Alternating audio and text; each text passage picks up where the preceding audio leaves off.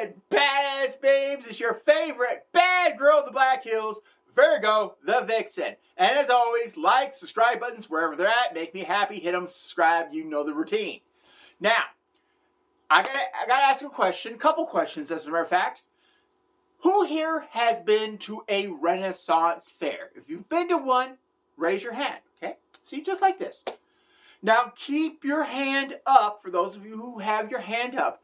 Keep your hand up if you've ever been thrown out of a Renaissance fair. All right, from where I'm looking, I'm the only one. So, today's video is going to be the time I got thrown out of a Renaissance fair, and this is recent history. All right, for the record, I have never been to a Renaissance fair. I'm thinking, oh my God, this is going to be kind of fun. And unfortunately, my mind started to think this is going to be like the Game of Thrones. So you can start to see where this is going to start to get off the rails. All right, Renaissance fairs, what are they? They are these basically playgrounds or events where people dress up in medieval Europe / Renaissance era, and they do a lot of fun stuff. Okay, now, that's an oversimplification, but anyways, let's go on. So I get to the Renaissance fair, and again, I'm under the impression it's going to be like Game of Thrones. Okay, first problem, it's not Game of Thrones. So if you think it's Game of Thrones, get that out of your way. And I'll tell you why. Because I didn't start matters off when I asked, hey, where are the dwarves at? Where's your little version of Tyrion Lannister here? Apparently, that's not how you start the day off. By asking people, I go, hey, we don't have any dwarves here. I'm sorry, I meant little people. Okay, so apparently, that's not how you start the thing off with. But for the record, they had some actors who were 4 feet tall roaming around the place. Why couldn't they just point them out instead of chewing me out? Oh, okay, so that's how it got started. So I'm looking through the vendors. You know, there's some really cool stuff there, and they're speaking kind of like that medieval Europe, Old English sort of thing. And, you know, it's okay. It's not my thing, but I get it. You know, you're staying in character. You're having fun. I'm having fun. And then I met a knight, one of the many knights that were roaming around. And he's carrying his lance and pulling his horse around. And I look at him, and I look at the lance, and I go, I thought your guys' lance was supposed to be bigger. Isn't this kind of small for you? Apparently, he did not have a sense of humor about certain things. Apparently, he didn't like me comparing the size of his lance and calling it small. And this is what he said to me. He said, you are a wicked woman of the night, and your womanly influences will not influence me. And I go, not with the size of that codpiece. Wow, okay. Right there, the Vixen just dialed it up a few notches. And apparently, oh yeah, I made a friend that day. That'll play later on in the story. And that horse will be playing later on in the story. All right, so he takes his horse, takes it off to the stables. I thought I saw the rest of him. Nope. This knight has decided to go around to every one of his fellow knights and to tell them about me. That I'm a troublemaker, that I have accused him of having a small lance, and that I maybe said a few other things that I will not say in the video because they may be brought up against me at trial. But needless to say, the other knights were not on my side. Which is okay. Or at least, I would think so. But we'll find out at the end of the story, and I'll let you decide. So, I walk around, and I'm seeing some of the serving wenches, and they have to stay in character. And they say, well, it's a privilege to serve my lord his mead and ale.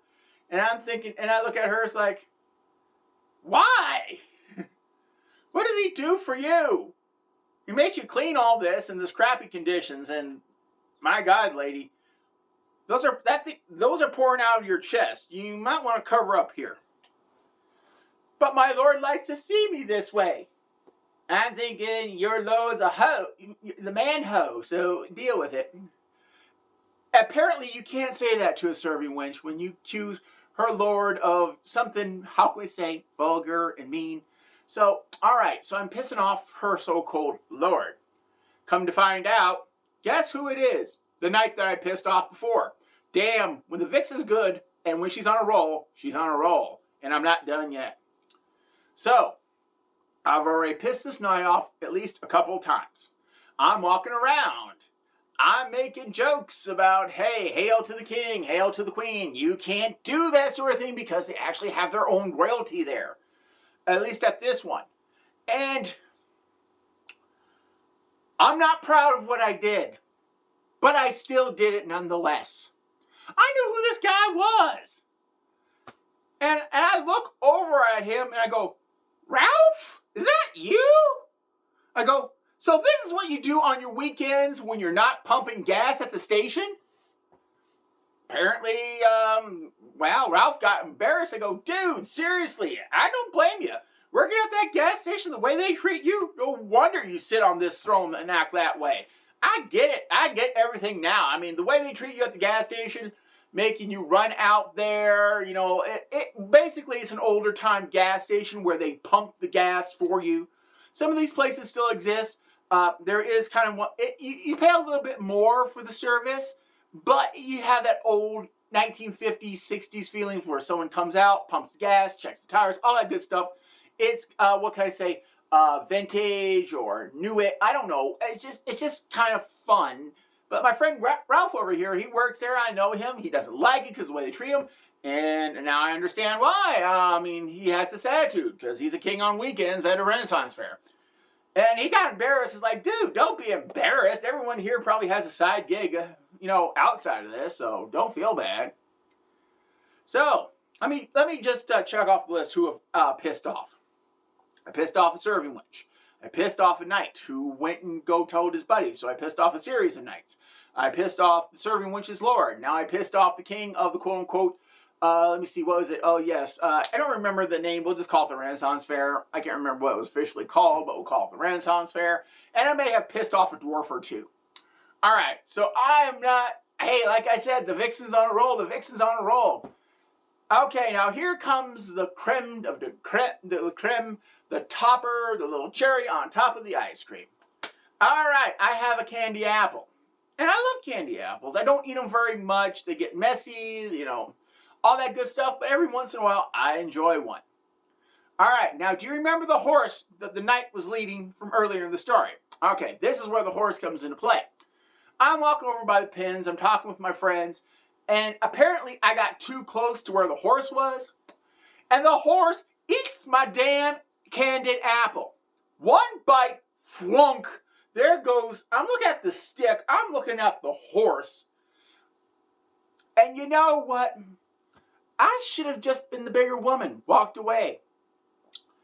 No, I wasn't. I don't know what possessed me to unlock the gate and just let whatever happened, happened.